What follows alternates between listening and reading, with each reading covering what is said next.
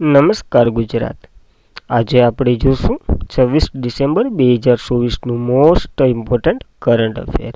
તે પહેલાં ખાસ કરીને ચેનલ ઉપર નવા હોય તો ચેનલને સબસ્ક્રાઈબ કરી લેવી, વિડીયો પસંદ આવે તો લાઈક કરવો અને તમારા મિત્રો સુધી શેર પણ કરી દેવો. તો ચલીએ આજનો ક્લાસ શરૂ કરીએ આપણે.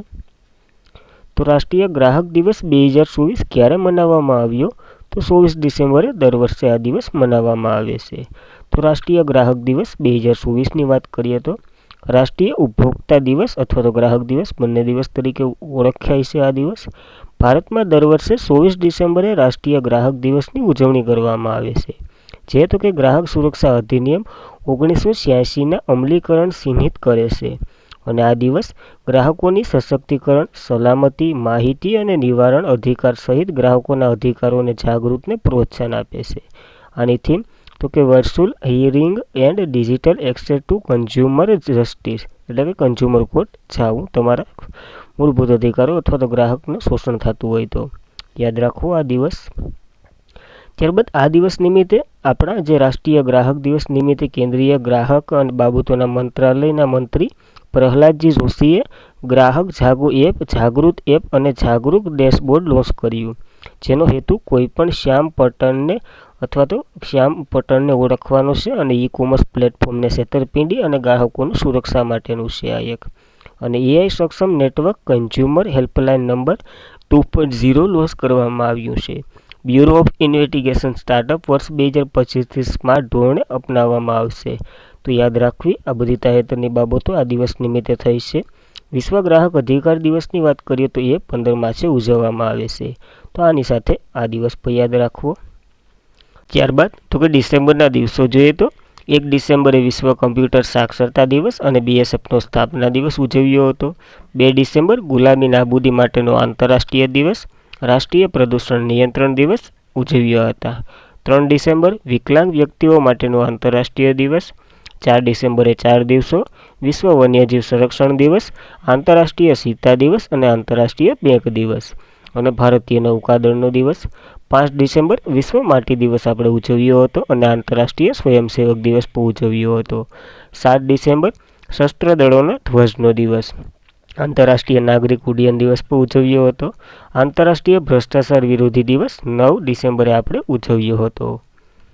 ત્યારે 10 ડિસેમ્બરે વિશ્વ માનવ અધિકાર દિવસ, 11 ડિસેમ્બર વિશ્વ પર્વત દિવસ, 12 December universal health coverage day અને આંતરરાષ્ટ્રીય તટસ્થતા દિવસ, 14 ડિસેમ્બર રાષ્ટ્રીય ઉર્જા સંરક્ષણ દિવસ, 16 ડિસેમ્બર વિજય દિવસ, 18 ડિસેમ્બર આંતરરાષ્ટ્રીય સ્થળાંતરનો દિવસ અને લઘુમતીના અધિકારનો દિવસ, 19 ડિસેમ્બર ગોવા મુક્તિનો દિવસ, 20 ડિસેમ્બર આંતરરાષ્ટ્રીય માનવ એકતા દિવસ અને 21 ડિસેમ્બરે વિશ્વ ધ્યાન દિવસ પ્રથમ વખત ઉજવ્યો હતો. તો યાદ રાખવા આ ડિસેમ્બરના દિવસો બધા જ. ત્યારબાદ કયા દેશના ટેનિસ સ્ટાર ડેનિલ શેવેલેવ જે પર ડોપિંગનો કારણે 2 વર્ષ પર પ્રતિબંધ થયો છે? તો કે રશિયાના એક ખેલાડી છે ટેનિસના. તો રશિયન ટેનિસ સ્ટાર ડેનિસ શેવેલેવ જે પર ડોપિંગના કારણે 2 વર્ષ માટે પ્રતિબંધ થયો છે અને રશિયન ટેનિસ પ્લેયર ડેનિયલ શેવેલેનને ડોપિંગ નિયમોનું ઉલ્લંઘન કરવા બદલ 2 વર્ષ સસ્પેન્ડ કરવામાં આવ્યા છે. ઇન્ટરનેશનલ ટેનિસ ઇગ્રેશન એજન્સીએ જાહેરાત કરી છે. તો યાદ રાખો ખાસ કરીને કઈ રમત સાથે અને કયા દેશનો ખેલાડી છે એ બંને તો યાદ જ રહેવું જોઈએ. ત્યારબાદ હિમાચલ પ્રદેશના હાઈકોર્ટના મુખ્ય ન્યાયાધીશ તરીકે કયા રાજ્યના હાઈકોર્ટના જજ CS સંખાવાલિયાની નિમણૂક કરવામાં આવી છે? તો પંજાબ હરિયાણા બંનેની સંયુક્ત હાઈકોર્ટ છે એના ન્યાયાધીશને હિમાચલ પ્રદેશ હાઈકોર્ટમાં મોકલી દીધા છે. તો જોઈએ તો હિમાચલ પ્રદેશના હાઈકોર્ટના મુખ્ય ન્યાયાધીશની તરીકે પંજાબ હરિયાણા હાઈકોર્ટના જજ CS સંખાવાલિયા છે એની નિમણૂક કરવામાં આવી છે. હવે જસ્ટિસ ગુરમીતસિંહ સંઘાવાલિયા એનું ફૂલ ફોર્મ સોમવારે હિમાચલ પ્રદેશના હાઈકોર્ટ તરીકે મુખ્ય ન્યાયાધીશ તરીકે નિયુક્ત કરવામાં આવશે અને આને શપથ તો કે ઉત્તરાખંડના ગવર્નર છે એ લેવડાવશે. જ્યારે ન્યાયાધીશ નરેન્દ્ર જીએ ઉત્તરાખંડના હાઈકોર્ટ વડા તરીકે નિયુક્ત કરવામાં આવ્યા છે. આની ટૂંકમાં આને ઓલું પૂરું થઈ ગયું વર્ષો, એટલા માટે આ રિટાયર થઈ ગયા અને આ નવા આવ્યા છે. તો યાદ રાખવા ગુરમીતસિંહ સંઘાવાલિયાને. ત્યારબાદ જોઈએ હાઈકોર્ટ વિશે. તે પહેલાં હિમાચલ પ્રદેશની માહિતી લઈ લઈએ તો હિમાચલ પ્રદેશનો કેપિટલ 2 છે, શિમલા અને ધર્મશાલા. CM તો કે સુખવીરસિંહ સિંધુ છે. અને ગવર્નર શિવ પ્રતાપ શુક્લાએ એના શપથ લેવડાવ્યા છે ગુરમીતસિંહ સંઘાવાલિયાને. તો આ માહિતી યાદ રાખવી. ત્યારબાદ હાઈકોર્ટના ન્યાયાધીશની નિમણૂકની વાત કરીએ તો નિયુક્તિ રાષ્ટ્રપતિ દ્વારા થાય છે. એમાં તો કે એક સુપ્રીમ કોર્ટના મુખ્ય જજ હોય, બીજા તો કે સુપ્રીમ કોર્ટના અન્ય ન્યાયાધીશ હોય, અને એક રાજ્યપાલ, ત્રણેયની પરામર્શ કરી અને રાષ્ટ્રપતિ આની નિયુક્ત કરે છે. કોલેજિયમ પદ્ધતિ ટૂંકમાં. અને કાર્યકાળ તો કે 62 વર્ષની હોય છે. નિયુક્તિ બાદ સુપ્રીમ કોર્ટના હાઈકોર્ટ અને વગેરેની મંજૂરી મળે તો. લાયકાતની વાત કરીએ તો 10 વર્ષ હાઈકોર્ટનો અથવા તો 10 વર્ષ વકીલનો અથવા તો 10 વર્ષ ન્યાયાધીશ રહેલા હોય એને. શપથની વાત કરીએ તો રાજ્યપાલ લેવડાવે, રાજીનામું રાષ્ટ્રપતિને આપવાનું, પગાર તો કે 1.5 લાખ જેટલો પગાર કોઈ દી યાદ ન રાખવાનો. જ્યારે પેન્શનની વાત કરીએ તો કેન્દ્રની સંચિત નિધિમાંથી આવે, અગર પગાર તો રાજ્ય જ આપે. અને એની હટાવવાની પ્રક્રિયાની વાત કરીએ તો સુપ્રીમ કોર્ટના ન્યાયાધીશને જેવી રીતના આપણે હટાવીએ, મહાભિયોગ જેવી પ્રક્રિયા છે, એનાથી જ આને પણ હટાવવામાં આવે છે. ત્યારબાદ આર્ટિકલ 217ની વાત કરીએ તો અન્ય ન્યાયાધીશની નિમણૂક તો કે એ પણ રાષ્ટ્રપતિ કરે છે. જોયા એ પ્રમાણે બધી સેમ પ્રક્રિયા છે બધીની નિયુક્તિમાં. લાયકાત તો કે બંનેમાં 10 વર્ષ હોય છે, વકીલ અથવા તો હાઈકોર્ટના ન્યાયાધીશ. શપથ રાજ્યપાલ જ લેવડાવે અથવા તો રાજ્યપાલ દ્વારા નિયુક્ત વ્યક્તિ, એટલે ટૂંકમાં જે મુખ્ય ન્યાયાધીશ હોય રાજ્યનો એ જ લેવડાવતો હોય. કાર્યકાળ 62 વર્ષ હોય છે. રાજીનામું રાષ્ટ્રપતિને આપવાનું, પગાર તો રાજ્ય નક્કી કરે, અને પેન્શન કેન્દ્ર સરકાર જ આપે છે. હટાવવું સેમ હાઈકોર્ટના ન્યાયાધીશ જેવી રીતના હટાવે એવી રીતના. બદલી તો કે રાષ્ટ્રપતિ કરી શકે, એ પણ ઓલાની પદ્ધતિને આધારે. એક ચીફ જસ્ટિસ હોય, એક અન્ય ન્યાયાધીશ હોય, અને રાજ્યપાલની મંજૂરી લઈ અને બદલી થાય. ત્યારબાદ આર્ટિકલ 223ની વાત કરીએ તો કાર્યકારી ન્યાયાધીશની નિમણૂક તો કે રાષ્ટ્રપતિ કરે છે. અને આર્ટિકલ 224ની વાત કરીએ તો વધારાના ન્યાયાધીશ એટલે કે એડોફ ન્યાયાધીશ એની નિયુક્તિ પર રાષ્ટ્રપતિ કરે છે અથવા તો રાષ્ટ્રપતિ દ્વારા નિયુક્ત વ્યક્તિ કરે છે. ટૂંકમાં હાઈકોર્ટના મુખ્ય ન્યાયાધીશ હોય એ જ કરતા હોય, પણ રાષ્ટ્રપતિની મંજૂરી લેવી જોઈએ. સીધા હાઈકોર્ટના મુખ્ય સંસદ અથવા તો સભ્ય રાજ્યની વિધાનસભાની ચૂંટણીના વહીવટી તરીકે પણ કાર્ય કરે. અને ભારતનું સૌથી મોટું હાઈકોર્ટ અલ્હાબાદ હાઈકોર્ટ છે. હાઈકોર્ટની મુખ્ય મહિલા ન્યાયાધીશ રહેનાર પહેલાં હતા લીલા શેઠ. અને ગુજરાત હાઈકોર્ટના ફર્સ્ટ ન્યાયાધીશ રહેનાર સુંદરલાલ ત્રિકમલાલ દેસાઈ હતા. જ્યારે ગુજરાતી પ્રથમ ચીફ જસ્ટિસ ઓફ ઇન્ડિયા કોણ બન્યા હતા એ તમારે કોમેન્ટ કરવાનું છે. ત્યારબાદ ક્યાં 72મી નોર્થ ઇસ્ટ કાઉન્સિલની બેઠક શરૂ થઈ, એની અધ્યક્ષતા તો કે અમિત શાહે કરી છે. તો આ ત્રિપુરાના અગરતલામાં આ બેઠક શરૂ થઈ છે. તો અગરતલામાં 72મી નોર્થ ઇસ્ટ કાઉન્સિલની બેઠક પૂર્ણ થઈ છે. અમિત શાહ આની અધ્યક્ષતા કરશે. જેમાં તો કે 1972માં જે સ્થપાયેલી આ બેઠક ત્યારથી શરૂઆત છે. અગરતલાએ છેલ્લે 2008માં આની ઓલી યજમાની કરી હતી. અને નોર્થ ઇસ્ટ હેઠળ સ્થાપિત કાઉન્સિલ એક્ટ 1971ના 8 રાજ્ય વિકસિત સંગઠન કરે છે આવી બેઠકો દ્વારા. જેમાં તો કે અરુણાચલ પ્રદેશ, આસામ, મણિપુર, મેઘાલય, મિઝોરમ, નાગાલેન્ડ, સિક્કિમ વગેરે ત્રિપુરાનો સમાવેશ થાય છે. 8 રાજ્ય આવી ગયા, કારણ કે 7 સિસ્ટર છે અને એક મોભલો ભાઈ છે. કોણ તો કે સિક્કિમ. તો યાદ રાખવી. ત્યારબાદ તાજેતરમાં શ્યામ બેનેગલનું 90 વર્ષની વયે અવસાન થયું છે. તો એને પદ્મશ્રી ક્યારે મળ્યો હતો તો 1970ના રોજ આ વ્યક્તિને પદ્મશ્રી મળેલો હતો. ફિલ્મ ક્ષેત્ર સાથે સંકળાયેલા છે. તો ભારતીય સિનેમાના દિગ્ગ શ્યામ બેનેગલનું 90 વર્ષની વયે અવસાન થયું છે. ભારતીય સિનેમાના દિગ્દર્શક અને સમાંતર સિનેમા ચળવળના માર્ગદર્શક, લાઇટમાં એક ફિલ્મ નિર્માતા શ્યામ બેનેગલનું સોમવારે મુંબઈ ખાતે કિડનીના બીમારી હતી એના અવસાન થયું છે. તો યાદ રાખવું 90 વર્ષની વયે અવસાન થયું છે. ખાસ કરીને એના એવોર્ડો જોઈને જવા અને કયા ક્ષેત્ર સાથે સંકળાયેલા છે એ બંનેમાંથી પ્રશ્ન આવે. પદ્મશ્રી 1970માં, પદ્મભૂષણ 1991માં. દાદા સાહેબ ફાળકે એવોર્ડની વાત કરીએ તો 2005માં આને મળેલો છે.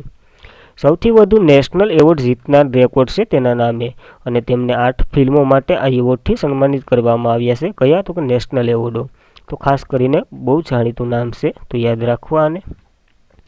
ત્યારબાદ કોણ 5 રાજ્ય માટે રાજ્યપાલોની જાહેરાત કરી અથવા તો નિમણૂક કરી છે તો રાષ્ટ્રપતિ દ્વારા આ નિયુક્તિ થાય છે. તો યાદ રાખવા રાજ્યપાલો વિશે. તો રાષ્ટ્રપતિએ 5 રાજ્યો માટે નવા રાજ્યપાલની જાહેરાત કરી છે. રાષ્ટ્રપતિ દ્રૌપદી મુર્મુએ મંગળવારે 2 નવા રાજ્યપાલોની નિયુક્તિ કરી છે. અને 5 રાજ્યોમાં નેતૃત્વનું પુનર્ગઠન કરી અને 3 ફરીથી સોંપ્યા છે. એટલે કે 3ને રિન્યૂ કર્યા અને 2ને નિયુક્ત કર્યા છે. તો જોઈએ બધાને. કેરળના વર્તમાન રાજ્યપાલ અરીફ મોહમ્મદને બિહારના નવા રાજ્યપાલ તરીકે નિયુક્ત કર્યા છે. પૂર્વ આર્મી ચીફ કેન્દ્રીય મંત્રી બીકે સિંહને મિઝોરમના રાજ્યપાલ બનાવવામાં આવ્યા છે. આ નવી નિયુક્તિ છે. ભૂતપૂર્વ ગૃહ સચિવ અજય કુમાર અહલાને મણિપુરના રાજ્યપાલ તરીકે નિયુક્ત કરવામાં આવ્યા છે. આ બંને નવી નિયુક્તિ આવી ગઈ. ઓલા બધીનો બદલી કરી છે ટૂંકમાં. મિઝોરમના ગવર્નર હરિબદ આપટીને ઓડિશાના નવા ગવર્નર બનાવ્યા છે. રાજેન્દ્ર વિશ્વનાર અર્લેકરને કેરળના નવા રાજ્યપાલ બનાવવામાં આવ્યા છે અને અત્યાર સુધી તેઓ બિહારના રાજ્યપાલ હતા. તો ખાસ કરીને આ માહિતી યાદ રાખવી. આપણે એક વખત જોઈને જવું, કારણ કે નવી નિયુક્તિમાં પ્રશ્ન આવી શકે. તો જે રાજ્યના નવા ગવર્નર આવ્યા એને ઉપાધિ આપણે આપણા ગવર્નર કોણ છે કોમેન્ટ કરી દો. કેટલામાં નંબરના છે એ પણ કોમેન્ટ કરી દેજો. રાજ્યપાલની વાત કરીએ તો રાજ્યના વડા તરીકે આને ઓળખવામાં આવે છે રાજ્યપાલને. 1935ના જે અધિનિયમ મુજબ આનું પદ લેવામાં આવ્યું છે. આની નિયુક્તિ કેનેડા આધારિત થાય છે. કેનેડાના મોડેલ આધારિત ટૂંકમાં એની વાત કરીએ તો આર્ટિકલ 153 મુજબ રાજ્યપાલનું પદ છે એ 7મો બંધારણીય સુધારો કરી 1956ના રોજ એક રાજ્ય માટે એક રાજ્યપાલ રાખવાની ત્યારની દરખાસ્ત છે. અને આર્ટિકલ 155 નિયુક્તિ કેનેડા મોડેલ આધારિત કરવામાં આવે છે. રાષ્ટ્રપતિ નિયુક્તિ કરે છે. આર્ટિકલ 153ની વાત કરીએ તો રાજ્યની કારોબારીની સત્તા તમામ રાજ્યપાલના નામે અથવા તો રાજ્યપાલ કરે. જ્યારે આર્ટિકલ નંબર 156ની વાત કરીએ તો તેમનો કાર્યકાળ રાષ્ટ્રપતિની મરજી હોય તો 5 વર્ષ માટે હોય છે. અને આર્ટિકલ 157 લાયકાત ઉંમર 35 વર્ષથી વધારે હોય છે. એની પગારની વાત કરીએ તો 2.5 લાખ જેટલો પગાર હોય છે અને સંસદની દ્વારા નક્કી કરવામાં આવે છે. અને આર્ટિકલ નંબર 159ની વાત કરીએ તો તેની શપથ છે હાઈકોર્ટના મુખ્ય ન્યાયાધીશ લેવડાવે છે અને દૂર તો કે રાષ્ટ્રપતિ કરે છે. આની સત્તાની વાત કરીએ તો મંત્રી પરિષદનું નિર્માણ કરવું અને નિયુક્તિ કરવી અને બહુમતી હોય એને મંત્રી બનાવવા અને વગેરે. એડવોકેટ જનરલની નિમણૂક કરવી, રાષ્ટ્રીય ચૂંટણી પંચને નિમણૂક કરવી, નાણાં પંચનાને આ બધી રાજ્યના નાણાં પંચની વાત થાય, ચૂંટણી પંચની વગેરે. કારણ કે કેન્દ્રમાં તો રાષ્ટ્રપતિ કરે જ છે. ઉપકુલપતિની નિમણૂક કરવી, જીપીએસસીના અધ્યક્ષની નિમણૂક કરવી રાષ્ટ્રપતિની સલાહ લઈને. તો આવી બધી જાતિ કલ્યાણ મંત્રી હોય તો એની નિમણૂક કરવી વગેરે સત્તા છે એની પાસે. નાણાકીય સત્તાની વાત કરીએ તો બજેટ, નાણાકીય ખરડાને મંજૂરી આપી, અકસ્માત નિધિ માટે પૈસા ઉપાડવા, નાણાં પંચનું ગઠન કરવું વગેરે. ધારાકીય સત્તાની વાત કરીએ તો વિધાનસભાનું સત્ર બોલાવવું અને વિસર્જન કરવું. વિધાનસભાના પહેલા સત્રને આ સંબોધિત પણ કરે છે. કેન્દ્ર નાણાં પંચ, જાહેર સેવા આયોગ વગેરેના રિપોર્ટ આપવા, અધ્યક્ષ ઉપાધ્યક્ષની નિમણૂક પણ કરવી વિધાનસભામાં. ફર્સ્ટ બેઠકની વાત કરીએ તો સંબોધન. અને વિધાન પરિષદની વાત કરીએ તો વિધાન પરિષદમાં 1/6 સભ્યની નિયુક્તિ કરે છે રાજ્યપાલ. આર્ટિકલ 200ની વાત કરીએ તો તે વીટો રાજ્યપાલને વાપરવાનો હોય છે જ્યારે રાષ્ટ્રપતિ શાસન લાગ્યું હોય ત્યારે. અને આર્ટિકલ 213ની વાત કરીએ તો વટહુકમ પર રાજ્યપાલ બહાર પાડે છે જ્યારે રાષ્ટ્રપતિ શાસન હોય ત્યારે, એટલે કે વિધાનસભાનો હોય ત્યારની વાત છે આ બંને. તો યાદ રાખવી આ માહિતી. ત્યારબાદ આર્ટિકલ નંબર 213ની વાત કરીએ તો વટહુકમ પર બહાર પાડે છે. ત્યારે ફેક્ટ જોઈ લઈએ તો સરોજની નાયડુ સોનાના પિંજરામાં બંધ પક્ષી તરીકે રાજ્યપાલને ઓળખ્યા હતા. પટ્ટાભી સીતારામને કાર્ય તો કે શા નાસ્તો કરાવવાનું. 5 કેન્દ્રમાં રાજ્યપાલ છે: દિલ્હી, પુડુચેરી, આંદામાન નિકોબાર, જમ્મુ કાશ્મીર અને લદ્દાખમાં. જ્યારે વહીવટીદાર તરીકે ચંડીગઢ, દાદરાનગર હવેલી અને લક્ષદ્વીપમાં છે. જ્યારે ભારતના ફર્સ્ટ મહિલા રાજ્યપાલ તરીકે સરોજની નાયડુ હતા અને ફર્સ્ટ ગુજરાતી મહિલા રાજ્યપાલ કુમુદીબેન જોશી હતા. જ્યારે આઝાદી પહેલાં ફર્સ્ટની વાત કરીએ તો ચંદુલાલ ત્રિવેદી હતા, ઓડિશાના ગુજરાતમાં આવ્યા હતા. આઝાદી પછી તો કે મગનલાલ પકવાસા હતા, મધ્યપ્રદેશના. આ બધી ગુજરાતની વાત છે. આર્ટિકલ 160ની વાત કરીએ તો આકસ્મિક પરિસ્થિતિઓમાં કાર્ય કરે છે રાજ્યપાલ. અને 161 સમાધાનની સત્તા ધરાવે છે. કેટલી સમાધાન આપી શકે અથવા તો કંઈ ન આપી શકે. રાજ્યપાલને બંનેમાં સેમ જ છે, રાષ્ટ્રપતિ એક સિવાય. ત્યારબાદ 233ની વાત કરીએ તો હાઈકોર્ટના ન્યાયાધીશોની નિમણૂક કરે છે. કોની સલાહ લઈ અને એ તમારે કોમેન્ટ કરવાની છે. આર્ટિકલ 166 મંત્રી પરિષદ રાજ્યના વિધાનસભાને આભારી હોય છે. તો ખાસ કરીને આ રાજ્યપાલ જેટલું મને લાગ્યું એટલું રિવિઝન કરાવ્યું. નકર તમારા સર હે એ મારા કરતાં સારું ભણાવતા હશે. ત્યારબાદ તાજેતરમાં સ્પોર્ટ પર્સનાલિટી 2024 એવોર્ડ કોને એનાયત કરવામાં આવ્યો છે? તો બીસીસી દ્વારા આ એવોર્ડ આપવામાં આવે છે અને ઘણા વ્યક્તિને આપ્યો છે. તો BCC સ્પોર્ટ પર્સનાલિટી 2024નો વિજેતાની વાત કરીએ તો sports personality of the year Keely હોનકિન્સને, જે 22 વર્ષની ઓલિમ્પિક 800 મીટર ગોલ્ડ મેડલ વિજેતા છે, એને આપ્યો છે. Young personality of the year Luke લિટરને, જે હાર્ટસ ખેલાડી છે, એને. જ્યારે world sport star of the year Armando ડુપ્લેન્સને, જે સ્વીડિશના પોલ વોલ્ટર છે, જેણે તો કે પેરિસમાં 2024માં તેનો બીજો ઓલિમ્પિક સુવર્ણ ચંદ્રક જીત્યો હતો. લાઈફ ટાઈમ અચીવમેન્ટ એવોર્ડની વાત કરીએ તો સર માર્કર કેવેન્ડિશને, જેને ટૂર ડી ફ્રાન્સ, ગીરો વગેરે માટે જાણીતા છે, અને ઇટાલી અને વુલ્ડનના એસ્પોર્ટ રેકબોન્સ સ્ટેટ જીતનાર આ એક સાયકલિસ્ટ છે. તો ખાસ કરીને આ એવોર્ડો યાદ રાખવા છે. જ્યારે આ એવોર્ડો તો કે BCC sport personality of the year award, આ તો કે સ્પોર્ટ પર્સનાલિટી એવોર્ડ આપે છે BCC દ્વારા. આની રચના 1954માં થઈ હતી. તો આ માહિતી પણ યાદ રાખવી. ત્યારબાદ તો કે તાજેતરમાં ચૌધરી ચરણસિંહ પુરસ્કાર 2024 કોને એનાયત કરવામાં આવ્યો છે, અથવા તો કોના દ્વારા આને આપવામાં આવ્યા છે? તો આપણા ઉપરાષ્ટ્રપતિએ આની જાહેરાત કરી છે આ એવોર્ડોની. તો ચૌધરી ચરણસિંહ પુરસ્કાર જે ભારતના ઉપરાષ્ટ્રપતિ શ્રી જયદીપ ધનખડે આજે કૃષિ ગ્રામીણ વિકાસ પત્રકારત્વ ઉત્કૃષ્ટ સિદ્ધિ માટે આપવામાં આવે છે, અને ચૌધરી ચરણસિંહ પુરસ્કાર 2024 એનાયત કર્યા છે. તો આપણે કેટેગરીમાં જોઈએ તો નિર્જા ચૌધરી કલામને રત્ન એવોર્ડ મળ્યો છે. જેને કલામ રત્ન એવોર્ડ મળ્યો છે તેના નિષ્પક્ષ, જવાબદાર અને પત્રકારત્વ માટે. પ્રીતમસિંહ, જેને ભૂતપૂર્વ પુરસ્કાર કૃષિ માટે વિકાસમાં કરેલા કામ માટે પ્રાપ્ત થયો છે, પ્રીતમસિંહને. ત્યારબાદ તો કે ડૉક્ટર ફિરોઝ હુસેન કૃષિક ઉત્થાન પુરસ્કાર મળ્યો છે, કૃષિ સંશોધન અને નવીનતાને પ્રોત્સાહન આપવા માટે. ડૉક્ટર રાજેન્દ્રસિંહ સેવા રત્ન પુરસ્કાર મળ્યો છે, જળ સંસાધન માટે ઉત્તમ કાર્ય કરવા માટે. અને આ બધી એવોર્ડો તો કે ખેડૂત ટ્રસ્ટ દ્વારા આપવામાં આવે છે. આ તો જયદીપ ધનખડે આને એનાયત કર્યા છે. તો બંનેમાં ડિફરન્સ પણ યાદ રાખો તમારે. ત્યારબાદ નેટવર્ક રેટિંગનેસ ઇન્ડેક્સમાં ભારતને કયું સ્થાન મળ્યું છે આ વખતે? તો 49મું સ્થાન છે ભારતનું. તો નેટવર્ક રેડિનેસ ઇન્ડેક્સમાં ભારતને 49મું સ્થાન છે, જે અગાઉ તો કે 2023માં 60મું હતું. આ વખતે 11 સ્થાન આગળ આવ્યું છે. તો આ વર્ષે દેશમાં માત્ર રેટિંગ જ ચડ્યો નહીં, પરંતુ તેમનો એકંદરે સ્કોર પણ સુધરી ગયો છે, જે તો કે ટેકનોલોજી, સંશોધન અને ડિજિટલ ઇન્ફ્રાસ્ટ્રક્ચરને આગળ વધારવા માટે સતત પ્રયાસો કરે છે. ભારતનું સ્થાન 49મું છે. જ્યારે પહેલા નંબર ઉપર US એટલે કે અમેરિકા, બીજા નંબર ઉપર સિંગાપુર અને ત્રીજા નંબર ઉપર ફિનલેન્ડ છે. તો ખાસ કરીને પહેલો નંબર અને ભારતનો ક્રમ યાદ રાખવાનો હોય નેટવર્ક રેટિંગ ઇન્ડેક્સમાં. જોઈએ આગળ. ત્યારબાદ તાજેતરમાં જ કોને શ્રી ચંદ્રશેખરેન્દ્ર સરસ્વતી એવોર્ડ આપવામાં આવ્યો છે? તો આપણા વિદેશ મંત્રી S જયશંકરના એવોર્ડ આપવામાં આવ્યો છે. તો જયશંકરના નેતૃત્વ માટે શ્રી ચંદ્રશેખરેન્દ્ર સરસ્વતી એવોર્ડ મળ્યો છે. અને વિદેશ મંત્રી S જયશંકરને જે દક્ષિણ ભારતમાં શિક્ષણ સોસાયટી દ્વારા આ એવોર્ડની જાહેરાત કરવામાં આવી છે. ચંદ્રશેખર સરસ્વતી રાષ્ટ્રીય પ્રતિષ્ઠિત પુરસ્કાર એનાયત કરવામાં આવ્યો છે. કોને? તો કે ડૉક્ટર S જયશંકરને. તો યાદ રાખવી આ માહિતી ઓનલાઈન સ્વરૂપે. અને આજના માટે એટલું જ હતું.